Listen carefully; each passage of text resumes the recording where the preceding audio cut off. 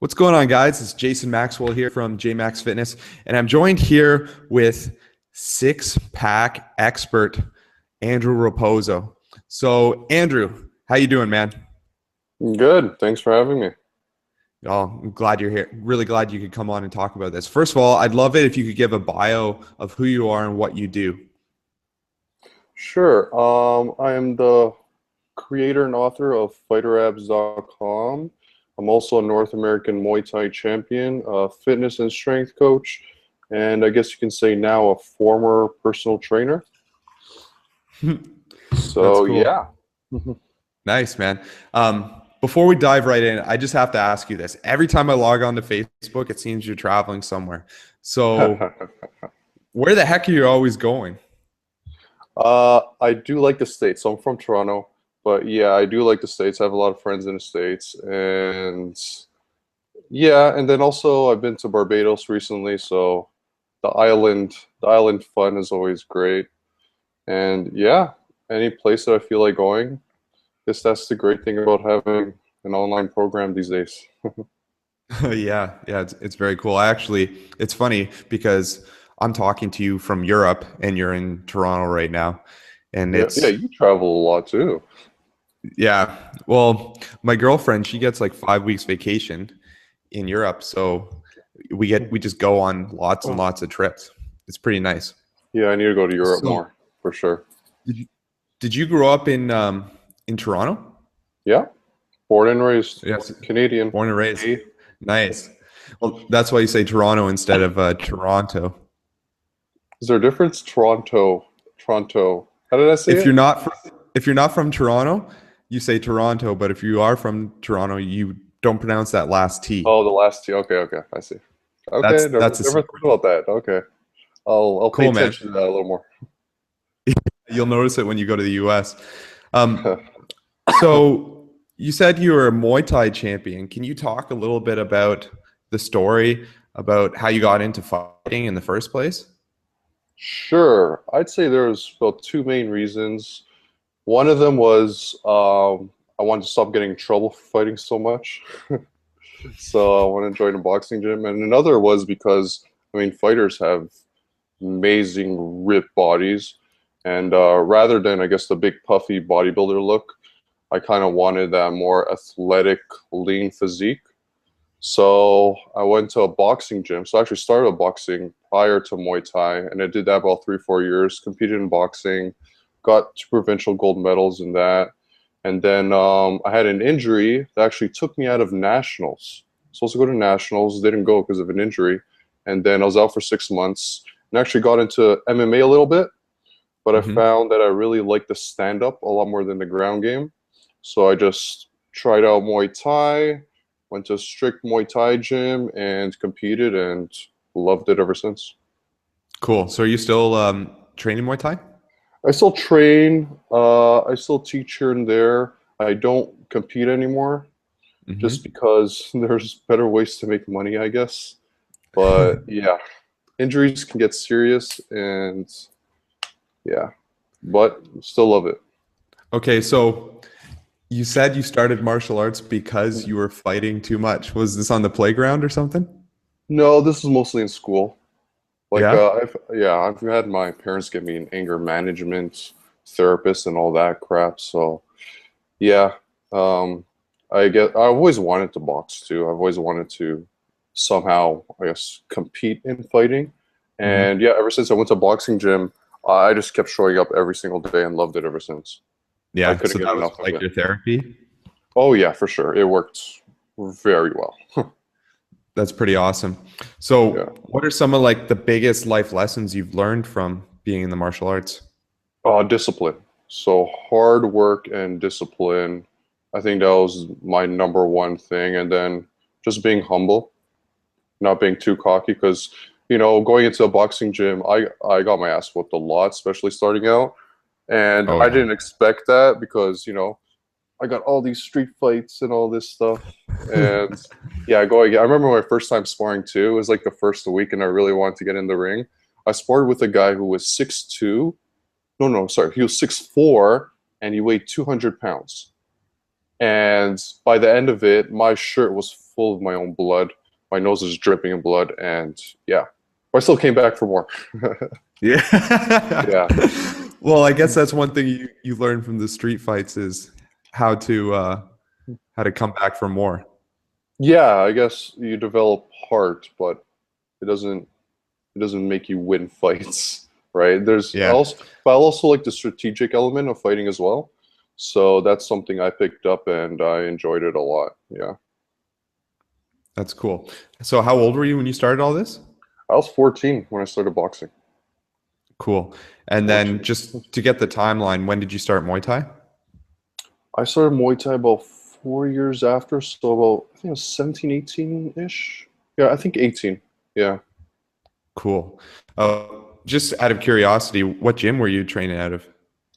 I started at a gym at yeah. Have you heard of Florida Jacks in I've Toronto? heard Was of it it. young? I don't know They where it is. I've they definitely heard of it. closed down now. They're replacing them with condos. But that was a Mhm. gym I started at, and then my coach would move around from gym to gym, and then I'd pretty much follow him. One point is at Sully's, and yeah. And then for Muay Thai, I was at Krudar. You know Krudar, in Oh Kensington yeah. Market. Yeah. Yeah, definitely. Actually, it's funny because the way we met at Bang Fitness, Dang, which yeah. Good which time. yeah, I actually started. I found that place because I was doing martial arts out of that gym because it was half Oh, I didn't martial know that. arts, half a gym. Yeah, yeah, I When was, you were yeah. there, was it just the gym? It was just a gym, yeah. Oh, I heard, cool. I had a friend who was training. Do you know Peter Munchert? He was training Yeah. at, yeah, yeah. Oh, that's awesome. I That, didn't know you did martial arts either. oh, yeah. And then I found a place down the street actually, like maybe a 10-minute walk down from my house. So I'll go and I'll do Muay Thai once a week. Oh, nice. Oh, we should train Yeah. together then. Oh, yeah. Should spar. Man, if we spar, I'm gonna come home with just a fully bruised leg. I can already tell you that. Especially if you're a champion. Oh man. Um, it's so when did you realize you wanted to become a trainer then for fitness? Um, well, I was always intrigued by it because I would always get questions here and there. And then, yeah, if anything, I didn't even think of it as a career. I just thought of Mhm. it as like something I really love to do, and then it'd be like a great way to make some side money, right? But then, yeah, look into it, and I mean, personal trainers were making, decent incomes, and they were making a living off it. And I'm like, shit, that'd be awesome. Match what I love to Mhm. do with, building a career out of it, and yeah. And then I went to school. I went to Georgia Brown and their fitness program, and got an advanced diploma in that, and yeah, just went straight into training. Okay. And then when did you come to Bang Fitness? I think it was I started off like right at the end of George Brown, so an internship. Okay. And then yeah, that's when I was at Yeah. Bang for a bit. Yeah, Okay. Yeah. Because I remember I met you at a kettlebell seminar, and then yeah, yeah, when I was working at Bang, you were interning there, and yeah. now we actually both are just 100% online. So it's kind of funny how that worked I out. know, I know. Yeah, I think you started online when I was there, and then the concept of online was like, is that real? Do you actually make money? Like, really? Mhm. That And was funny. yeah, Yeah, the cool thing is if you love helping people get transformations, like that's the thing that I just eat up. It's the best part about my job, just oh seeing yeah. people's transformations. So You help like, so many and more people online. yeah, it's way cooler in Yeah. that regard. Um, so who were some of your mentors and what did you learn from them? Uh, in terms of, well, my first mentor was definitely my first boxing coach. Hmm. And yeah, from him, I learned hard work and discipline. I think that alone has carried me over throughout my whole life in terms of training and just, working my ass off at achieving any type of goal and doing things quickly. But yeah, and then just online mentors, I guess. So you're known as the go-to guy for getting a six pack. How did you first develop your own six pack? So it was actually through fighting. When I was really younger, I always wanted abs. Abs is like the go-to thing for me, and I Mhm. would constantly do crunches and stuff. I even bought this ab rocker. It was like back in the day. Oh, Have I you know heard of that. that? Yeah, I was desperate for that, and then I just ended up hurting my back. My back would irritate, and I really didn't know why until I actually learned um, the structure and how your lower spine should work. But yeah, it wasn't until fighting, and you kind of learn some unique stuff as well, especially using your own body weight, and that's how I kind of developed my abs. That's cool. So now I guess you're training, you're doing a lot less martial arts. So what are you doing right now to maintain your abs? So I mix a lot of, right now I'm doing a lot more weight training, and then yeah, I have my ab workouts as well. That is similar to what I do for fighter abs. And I still do Muay Thai. I mean, I still do some mitt work, some heavy bag work, occasional spar. Yeah, I still train. I mean, I love it. I can't get away. I can't get away from just not hitting something. So I think I really Hmm. need that. And I think it's the best form of cardio, at least my favorite. Well, there's nothing like the feeling of just hitting the pad hard and just hearing that sound Oh, it's and awesome. just having your body reset, and then you're doing cardio and you're having fun at the same time. You don't even Yeah. realize you're doing cardio until like Oh, for the end of it sure. and you're like sucking air. Yeah. Oh, yeah. It's awesome. Yeah. Mhm. And what are some of the methods that you teach your own clients that other trainers aren't? Well, when it comes, I guess, to the same topic of abs and stuff, I'd say Hmm. is to, well, one thing we do with fighter abs is we focus on um, increasing the tension in your abdominals too. So Okay. rather than flexion, extension of the spine, we focus on stabilization first. And then with fighter abs as well, we focus on like bracing, increasing the strength of the brace so that we don't have to spend a ton of time doing hundreds of reps of something. You can just basically, for example, a hardstyle plank, where you're just creating as much tension as possible in your abdominals, and then you can only hold that for about 10 seconds rather than holding a 6 minute plank, right? Hmm. So a lot of our exercises are increasing that brace, right, which correlates to fighting as well, because the stronger you make that brace, the harder you translate in a punch, right? Hmm. So increasing that brace in a small amount of time so you get adequate rest as well. You don't want to stay in that brace forever. So we mix that into fighter abs as well, and then we can get a much more effective ab workout. Well, I guess not spending a ton of time doing sit-ups, crunches, all these weird ab exercises. Hmm. Yeah. So just so the audience knows, can you describe the hardstyle plank? So that's basically you're in the regular plank position, and essentially for just you only hold this for about 10 seconds. You're just creating as much tension as possible throughout your body. So you're squeezing your abs, your glutes, you're driving your elbows towards your toes. Your elbows aren't actually moving, just creating tension. You're squeezing your fists, squeezing basically every muscle in your body. And doing exercises like that can go a long way without you spending a Mhm. ton of time at the gym, especially doing Yeah. abs. It's kind of funny because you see some people and like they're setting the plank world record for like eight I hours or know. something. I mean, But that's then, great for your mental strength, I guess, and mental durability, but yeah, that can cause some problems. yeah, but I feel like if you just do 3 10-second holds of a hard style plank, Mhm. like you'll be so sore the next day. And but the benefits are way better. And it's only 30 Yeah, seconds of total work. yeah, yeah, for sure. It's cool. So how much, like what percentage of the ab workouts would be like maximum tension as opposed to endurance? Um, well, in terms of endurance, like none of the exercises really I go for more than 10 reps in an exercise. I would just Well, we'll start them off slow. So we'll do stuff like bug exercises, make sure your core is able to handle some of these tension exercises. And it's very progressive too. So I'd like to make sure that, if someone's on their back, And for example, someone would extend their leg. I want to make sure the low back is able to touch the ground and they know how to contract their core properly before going into something like a plank, or a plank where you're moving your arms, where you're touching or moving your legs. So we slowly progress them in the Fighter Abs program. And yeah. Okay, that's very cool. Um, so going back to the actual exercises, Yeah. what are like your, you know, top 3 to 4 like go-to exercises which you think are like the best bang for your buck? Sure. Okay. So I make up weird names for my exercises. Okay. I play around with stuff. So one, you might have a different name for this, but I call it a long plank.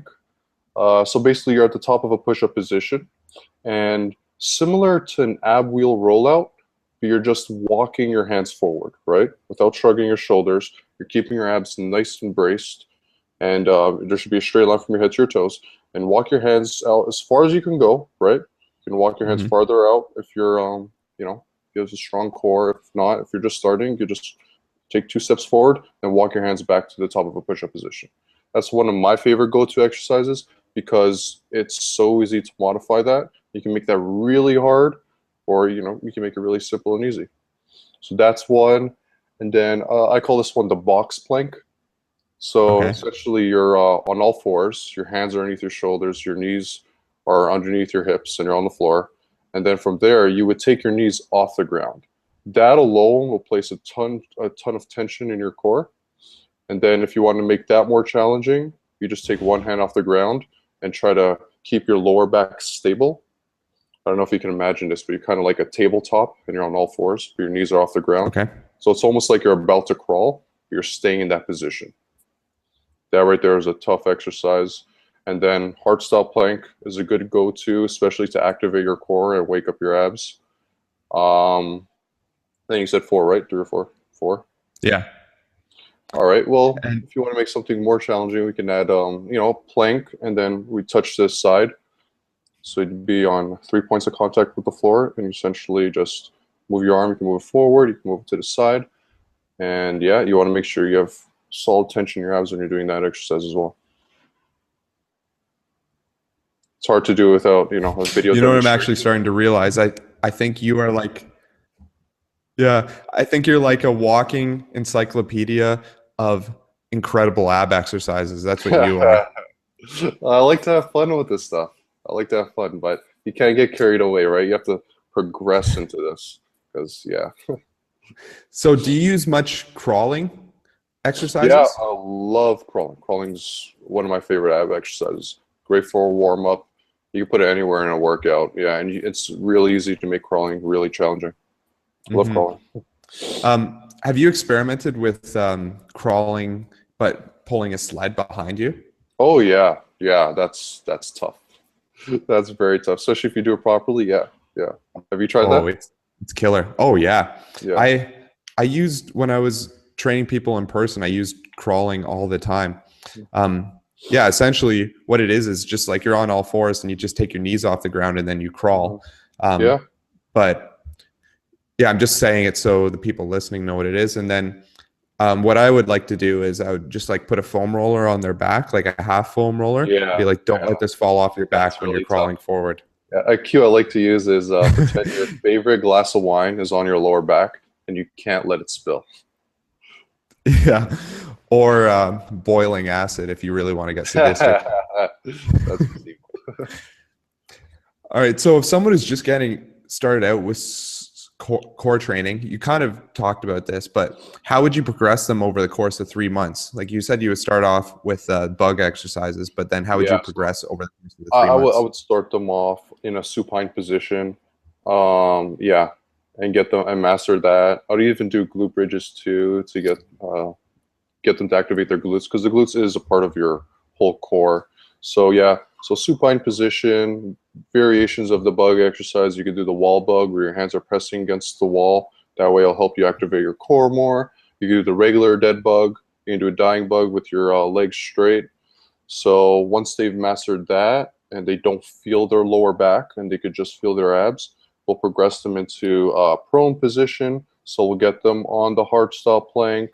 And if they need to go on their knees, we'll start them there, or we'll get them on their toes. We'll start in that prone position, and then we'll add in some movement.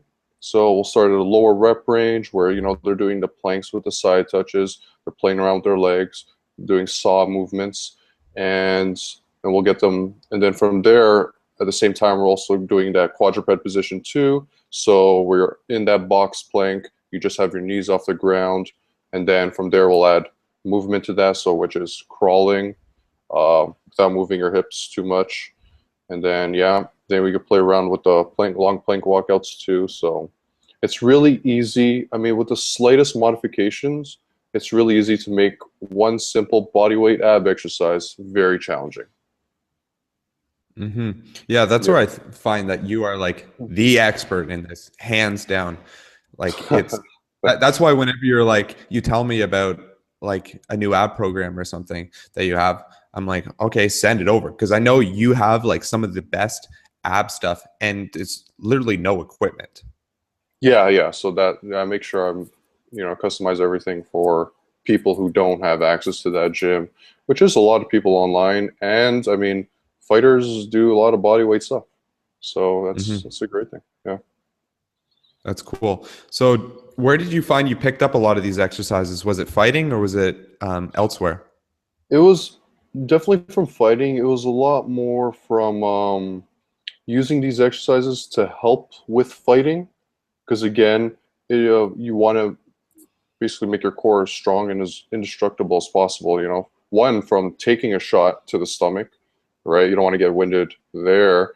And another one is to transfer power into your punch, kick, whatever it is, and strengthening your core properly goes a long way. And also through a bunch of certifications. I mean, we learned this in our kettlebell courses. We've learned, a ton of this throughout, and then I just applied it to fighting and also to other fighters. And then I kind of modified things to, you know, the average individual who can do this stuff as well. Very cool. So if someone were to email you and ask you which program is your best ab training program, which one would you usually recommend? So I have Fighter Abs 2.0, so you can get that at fighterabs.com. That's more my full program. And that, you know, it's 12 weeks of that. It really starts them off in the beginning and progresses them all the way up into, you know, doing some really advanced exercises. So I would go with that first. But I also have a 4-minute Fighter Abs program where this is kind of used for people who are really stuck on time. I mean, really stuck on time. And just people who want to just add a little 4-minute circuit at the end of their workout, or just, you know, do something on an off day. It's a good little supplemental program, but I'd say Fighter Abs 2.0 is my main program. Okay, cool. I'll definitely put those links to those programs in the description. Cool. So what about training yourself? What's a typical training week look like for you right now? Because people are always interested in knowing that. Sure. So I do more just because I don't have to worry about weight classes anymore. So I do a lot more weight training. So that's one thing I like about my situation now. I don't have to always cut weight for fights, which was, I think, the toughest part about fighting and the part I hated most about it. But yeah, so I do weight training now. I kind of do a variation of the 5-3-1. Have you heard of 5-3-1 Wendler? Oh, of course. Yeah, so I do a variation of that, and then I mix that in with Muay Thai, and obviously my own ab stuff. Very cool. Yeah, that's a good combination right there. You got the strength, you got the fighting skill and the cardio, and then you got the core training. All very good. So now, this is something I do with everyone who comes on the show. I have a couple rapid fire questions that I ask everyone. Cool. So you ready to start that? Sure. Yeah. Okay. Let's go. What kind of things are you doing? What kind of things are you doing in your life right now to bring you happiness? Wow, those type of questions. Okay. You know, helping people, I guess, just helping people online, getting people results. And for me personally, I'd say traveling. Love traveling right now. Something I didn't do when I was younger. So I like the ability to travel. So I guess having online programs gives me that freedom to travel rather than personal training where you have to save up and then predict that like month loss of traveling, right? So yeah, say those Mhm. two. So where are some of your favorite places you've been? I love Barbados. Barbados was nice. Um, I have to admit this. Las Vegas is definitely one of the top places. Yeah, so Las Vegas for a different feel, right? You know, the party scene. And then there's Mhm. Barbados for the relaxing island type scene. So I'd say those two places for opposite reasons. Yeah. Very cool. Have you seen any professional fights in Las Vegas? No, I haven't yet. I might see UFC 202 with Conor McGregor and Nate Diaz. I'll probably see that one in Vegas. But I've yet to Ooh, see that'll an be a good one. actual UFC event, and yeah, I need to go for sure. Okay. Awesome. Okay, next question. What would your profession be if you weren't doing fitness? Does fighting count? Or has to be completely different? Yeah, but I kind of want to hear something else too. So Sure. maybe Okay. two professions. Sure. I guess fighting would be one if I didn't get injured so much. Um, I'd say some type of marketing. Um, maybe in a different niche. I like the online internet marketing of things. So, you know, building funnels and stuff like that. Yeah, I'd say do some sort of marketing. If that's not a vague answer, if that makes sense. No, that's a good answer for sure. Um, if you were to buy your 20-year-old self two books, one fiction and one nonfiction, which would you give yourself? Oh, damn. Okay. I guess I could just go with my favorites. I would say nonfiction. I'd say Think and Grow Rich for just the mindset. Fiction. Mhm. I'd go with. I'm not a big fiction reader, but April Raintree, just because I can relate to that story so much. Have you heard of April Raintree? That book? No, what's it about? Just Without giving it about away, obviously. yeah. So about just a girl who was raised, and then like her family was taken away from her, and then you know she had a sister, and there's a girl who's the main character. She kind of, you know, she was doing bad at school. She's doing bad at this, and her sister went to excel, and then you know in the future they meet. They path like they went separate because they were orphans as well, and then in the future they kind of cross paths again, and then it ended up being the other way around where you know the sister was like a really big drug addict, and then the other one was successful, and yeah, then there's a great ending to it. Kind of just babbling, but yeah, you have to read the book. Cool. Yeah, I'll definitely check that out, and I'll put those books in the show notes. So where can people learn more about you? So my main spot is fighterabs.com. That's my main program. You can check it out there. Also have a blog. It's andrewraposo.com.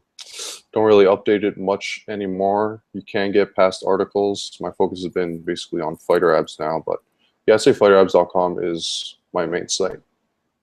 Cool. And then what about social media? Social media, I have a Facebook page. I also have Instagram. A big social media guy, I'll be honest. But Okay. yeah, you can check me on Facebook, Instagram. Nice. Awesome, man. Well, thanks so much. This is an awesome interview. Thanks for It's having just me. amazing to pick your brain about all those great ab exercises because, as I said, you're a walking encyclopedia about it. I love them. I love them.